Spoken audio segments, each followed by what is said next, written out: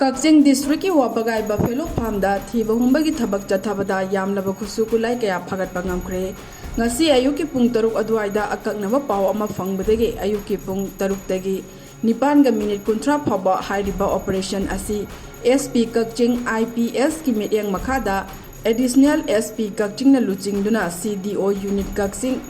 A koi 126 battalion BSF OC CDO Kakching ga loinana chathakibani हाइबा मफम अदुगी नारक मोंगसोंगदा थीबा हुंबगी थबक चथाबदा सखंगदबा सिंगना थनंबा ओइरंगनी हाइना चिंगनाबा खुलाई सिंग अदु फगटपा ngamkhibani फगलबा खुलाई सिंग अदुदी ESA 300 sports हाइना mark तौबा air gun rifle अमा detonator यावदबा हाइस ई graded अनि 51 mm गी कापा यारिबा मरु अनि 7.62 mm गी कापा यारिबा मरु तरा